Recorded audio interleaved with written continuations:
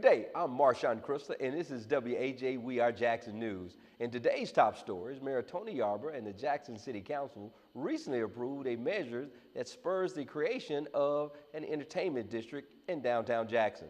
The district will be located in the convention complex area. The creation of the district will provide incentives to tourism businesses that locate in the area.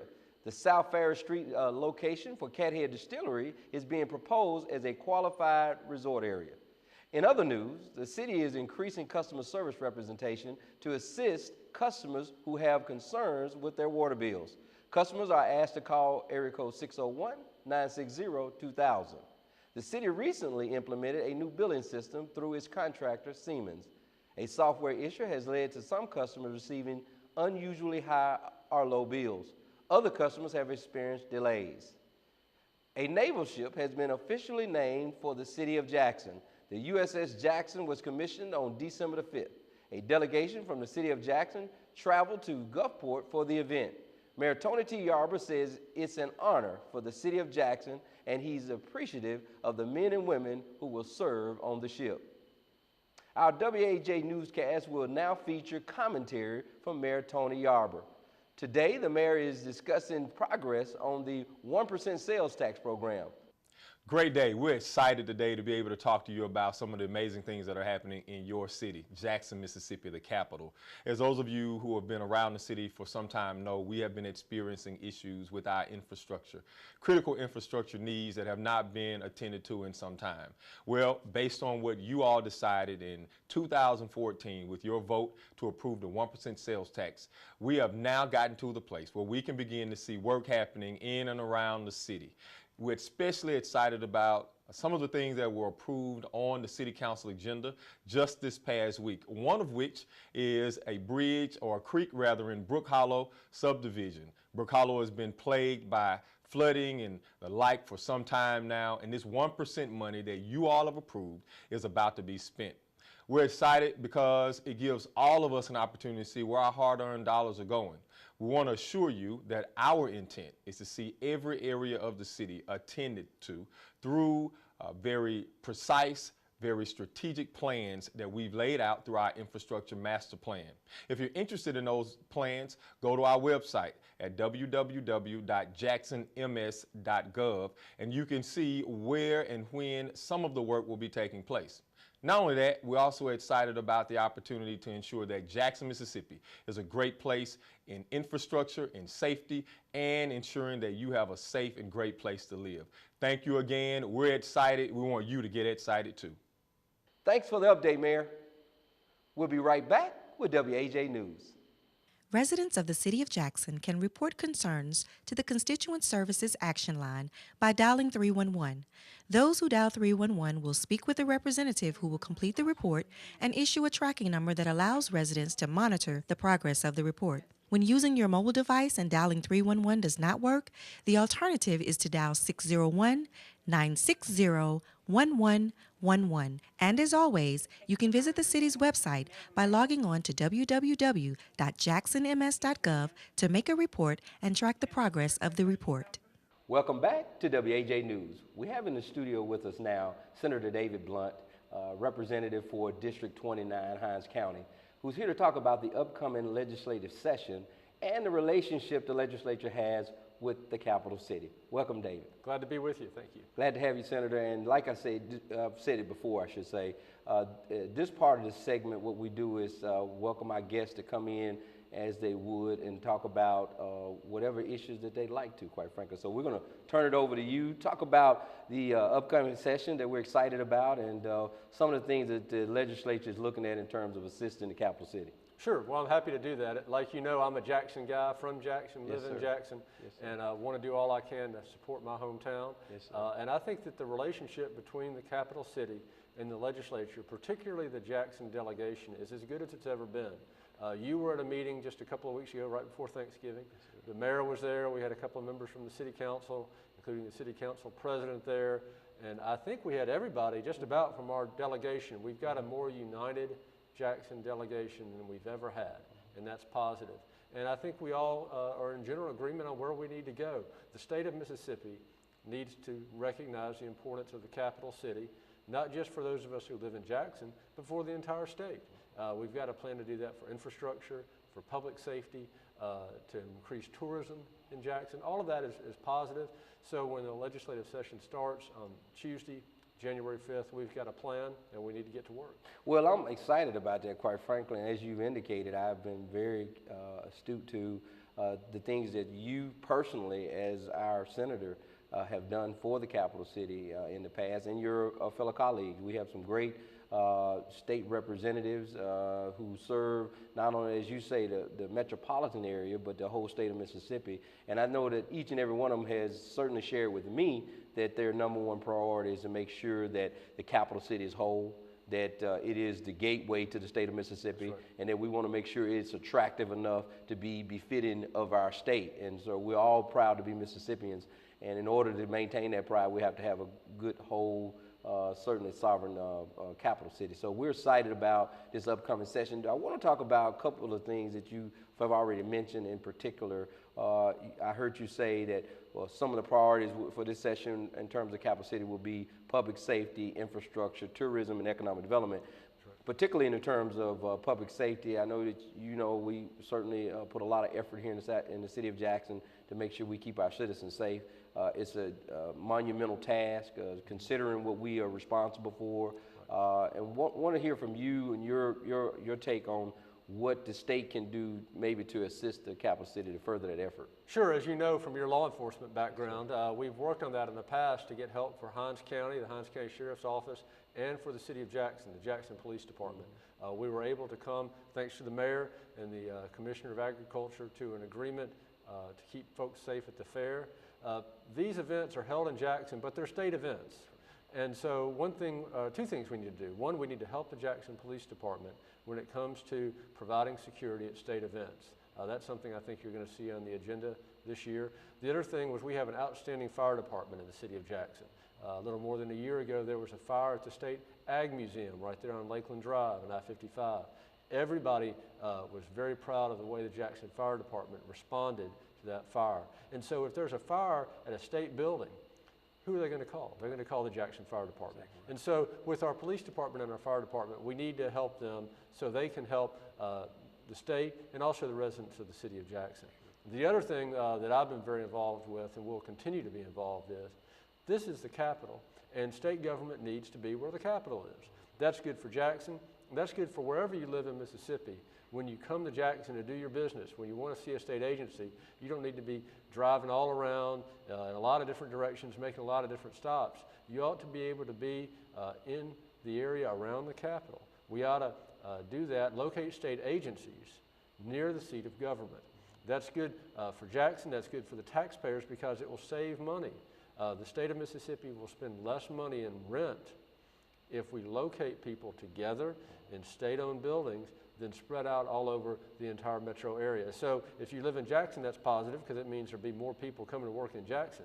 But if you live somewhere else, it's positive because you know that your state tax dollars are going to be spent wisely and you'll save money in rent.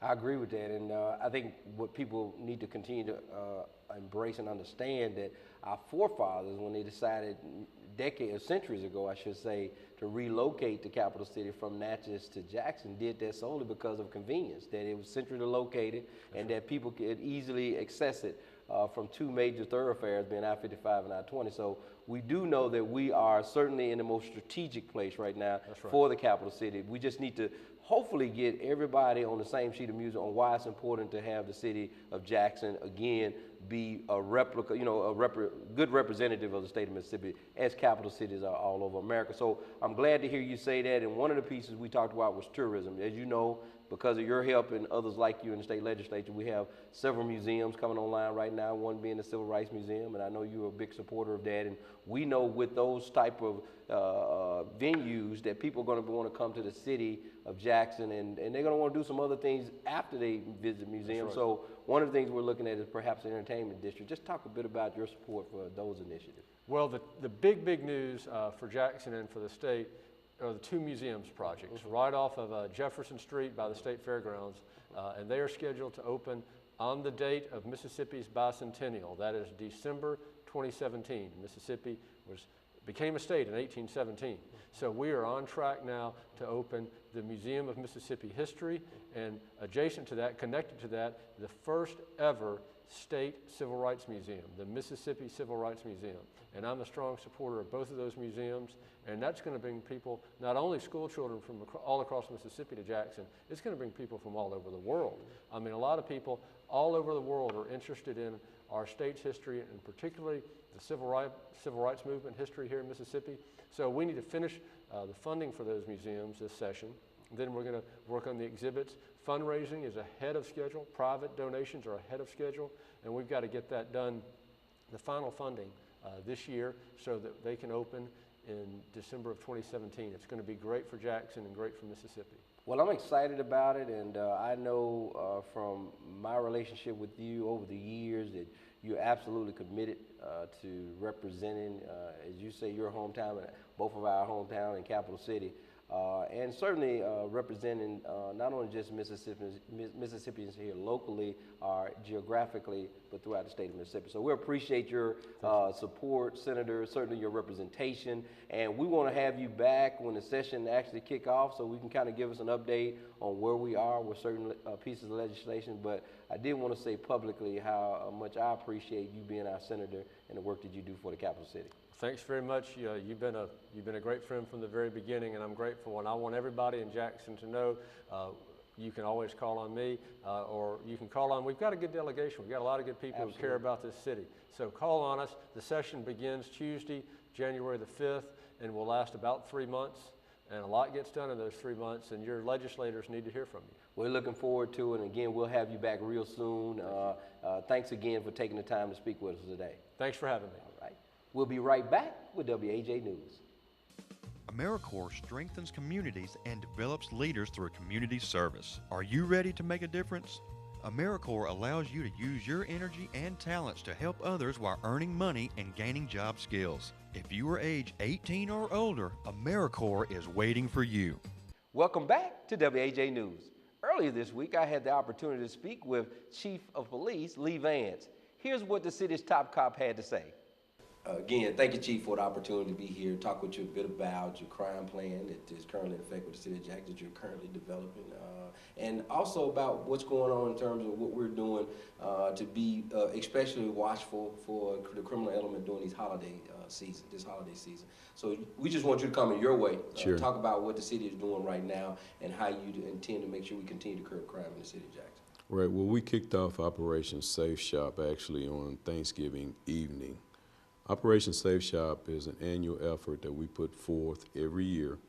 It starts on Black Friday and it runs through the end of the holiday shopping season. All right, the purpose is to have high visibility in shopping areas. We want people who do business with Jackson merchants to feel safe. You will see police officers in the parking lots. They will have their blue lights flashing. And the reason for this is so shoppers can see them, feel safer, and they will be available to help if needed. The second reason is we want the bad guys to see that police are present, and that would tend to run them off as well. So we've already got it up and running. We plan on it being successful. We want to invite people to come out, shop with Jackson merchants, enjoy the holiday shopping season. That's fantastic. And talk a bit about, Chief, if you will, how the average citizen can help curb crime in terms of during this holiday season, some of the things that they can do to deter crime. Don't make yourself an easy target. Even though we have officers posted in parking lots, they can't be everywhere at the same time. So if you're out doing shopping, we do not want to see large amounts of merchandise being left in unattended vehicles, even if you got to make an extra trip to the house. We want all of your valuables to make it home either before you or with you. So take an extra trip to the house instead of having large bags, electrical merchandise laying on the seats in plain view. This is a temptation to would-be criminals, and we certainly want to avoid that. And one of the things that I know you take particularly, how do I put it, offense to, if you will, is these people who are victimizing folks, as you said, in terms of robberies. And I know that's one of the things that we're definitely keeping a keen eye out for is those people who are predators on the average citizen. Tell us a bit about your stance in terms of the message you want to send to that element in terms of what the city's police department is going to be prepared to do in terms of getting curb on that. I really believe that this type of criminal is the worst type because we've seen where they are willing to hurt people. You will traumatize somebody bad enough by sticking a gun in their faces, but what we've seen with these individuals is they have been in the past willing to shoot. The biggest strategy that I think is going to be helpful is that we continue to solicit information from the public to help us identify these individuals and help us to apprehend them. When you look at an overall strategy about crime, any successful strategy must involve a partnership between the community and law enforcement. I will be the first one to say, we don't have the ability to solve all of these crimes alone. So what we want is the public to feed us the information. You can do it in an anonymous way. You can call us on our drug hotline, 601-960-0025, or you can use the TIPS line, 355-TIPS. We don't want anybody intervening. Don't put yourself in any type of a danger at all. Just give the information to us. We'll be able to follow up on it, and hopefully together we'll be able to curb this trend of armed robberies that we've seen recently in our city. Absolutely, that's fantastic, and I for one, certainly have the utmost confidence in the fine men and women of Jackson Police Department in getting that done. One of the things I want to also delve into real quickly is to applaud you in your efforts when it comes to making Jackson a cleaner city. I know since Mayor Yarber's inception into the office, he's taken the Community Improvement Division and placed it under your watch, and you have done a yeoman's job with that change. Talk a bit about some of the things that you're doing in that effort, not only just with dilapidated houses and how aggressive you're going after those, but even one of the biggest complaints going on now is, people just trashing the city, and a lot of it is people within the city. But in terms of legal dumping and stuff like that, let's talk to the citizens a bit about that. Well, I think number one, Jacksonians have to develop more civic pride. This is the capital city of the state of Mississippi. There are people here who work very hard to maintain their properties.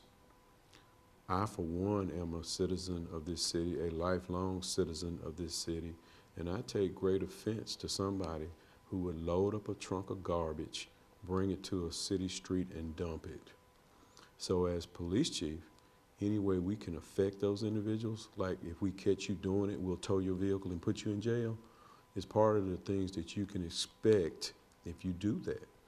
Again, this is a situation where our people, Jacksonians, can help the police department. Let's work together on this as well. While somebody who dumps in the city of Jackson is not as dangerous as an armed robber, but at the same time, it's a quality of life issue. I don't see how anybody would have the nerve to load up a truck of garbage and bring it in, dump it in a neighborhood in Jackson. You would not want anybody dumping garbage along your street, wherever it is that you live. So we feel very strongly about this. We're prepared to take action. We're prepared to do enforcement, including towing your vehicle and locking you up if you get caught doing that. Awesome. Well, I think that message is loud and clear, Chief, and we appreciate your efforts. We'll certainly be talking with you again in the coming months about the progress the police department has made. I have personally seen a lot of progress over the last 18 months, and I'd just like to say thank you for your efforts in making Jackson a safer, cleaner city. So keep up the good work, and thank you again for your time today. Thank you. Thanks again, Chief Vance. Citizens are encouraged to take part in holiday events sponsored by the city. On December the 10th, a tree lighting ceremony takes place at 6:30 p.m. at City Hall. On December the 12th, there will be movies in the park beginning at 5 p.m. in Smith Park. On December the 19th, caroling in the park will take place at Smith Park as well at 5 p.m. We'll be right back with WAJ News. Hi, I'm Mayor Tony Yarber. And I'm Jackson Police Chief Lee Vance. Here in the city of Jackson, we recognize that you're our #1 crime-fighting resource. So we're providing you with a tool to help us respond to criminal activity in a timely manner. Tip 411 allows residents to text or submit crime tips. Your name is not important, your information is. Officers will receive your messages and react in real time. My number one priority is your safety. This tool helps us work together to make Jackson a safer place. Welcome back to WAJ News. We're now joined in the studio by Dr. Elaine Hayes Anthony, Dean of the School of Journalism and Media Studies at Jackson State University. Welcome, Dr. Anthony. Glad to have you on the show. Welcome.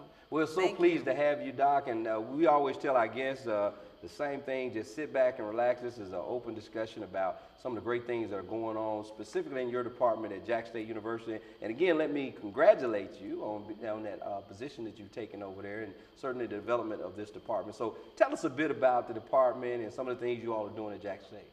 Well, first of all, it's great to be back at Jackson State. Jackson State is home for me, and it was good to be able to come back, and hopefully this will be our legacy.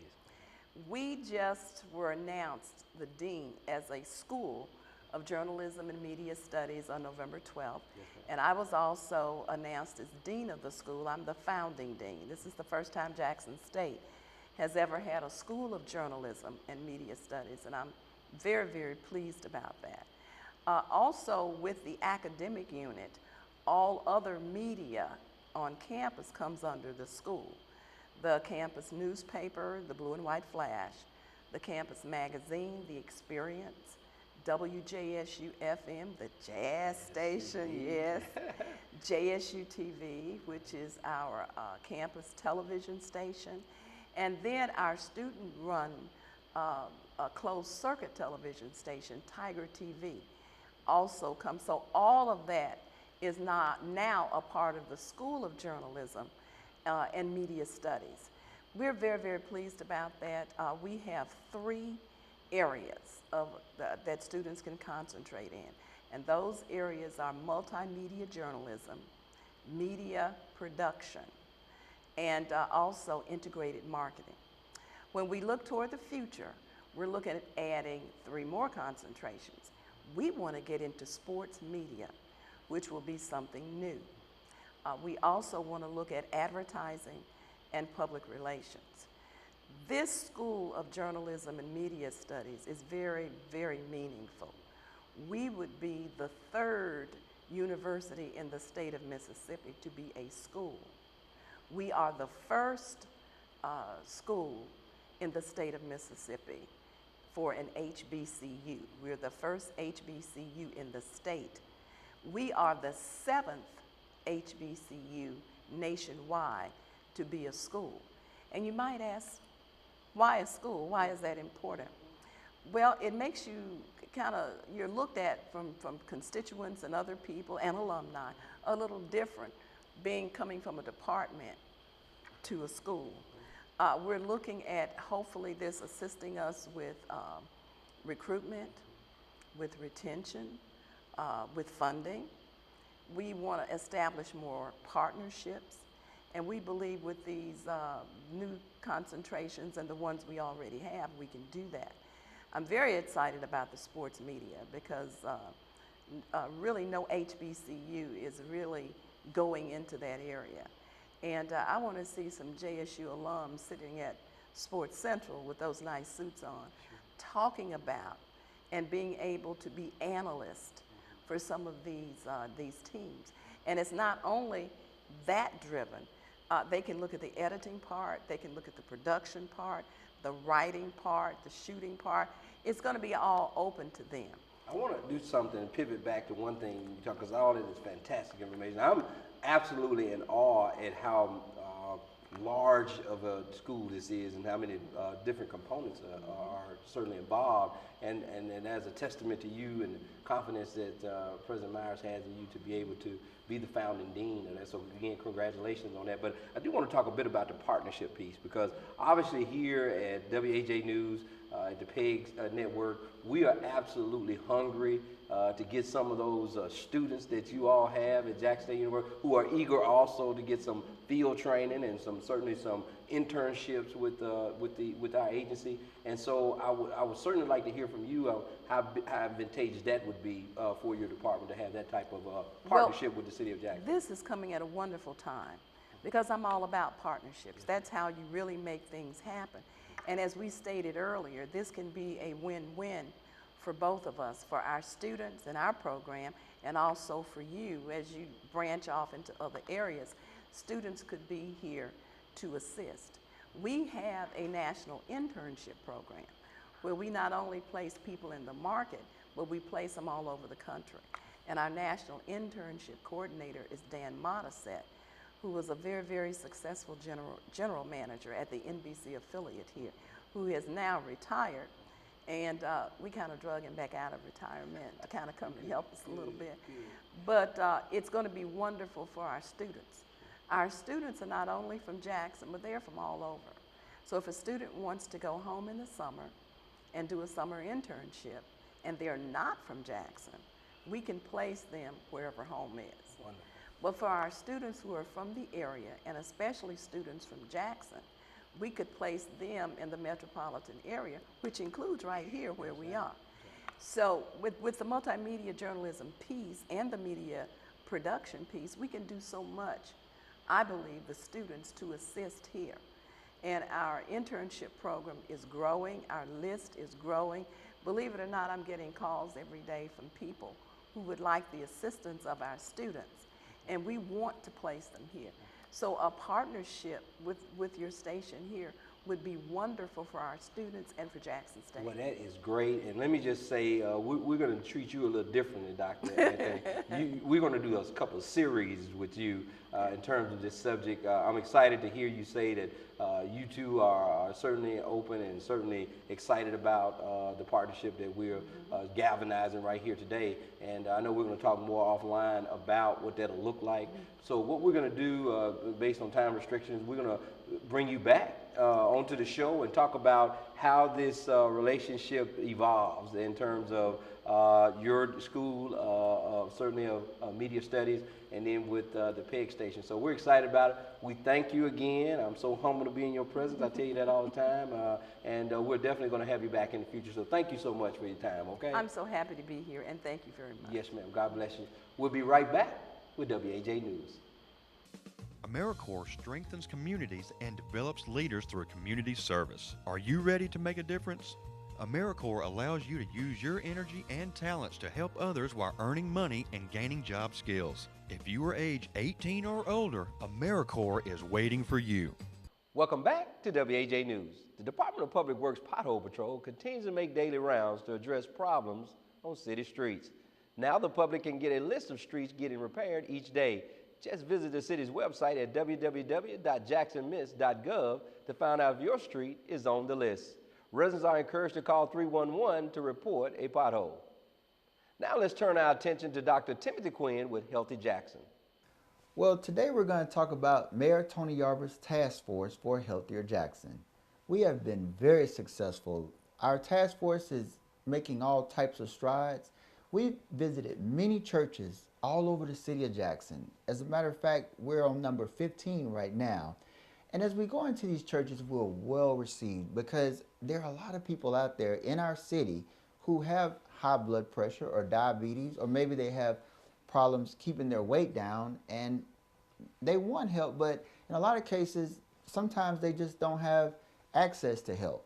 Well, what we're doing is we're going into the churches. We're working directly with the University of Mississippi Medical Center, and we have students that go along with us, highly motivated medical students. And basically, the format is during the announcements, I personally will go to the front of the church and let people know how important it is to be aware if you have high blood pressure. Because a lot of people out there may have it and not know it. And I remind everyone that hypertension is the silent killer. And it's called that because in most cases, people don't have symptoms. So what happens is you'll hear about someone that showed up in an emergency room and maybe they had a heart attack or a stroke, and then the family members would say, well, they were just playing basketball or mowing the yard last week. You know, how is this? But as they do the studies, you know, they'll see that the person had hypertension long term and it was never treated. Well, going into these churches, we're able to diagnose and also help people with resources so that they can follow up. Now, if you're in the viewing audience and you think that your church would benefit for Mayor Tony Yarber's task force to come in and do the screening on the members, call the city, 601, that's 960-1084.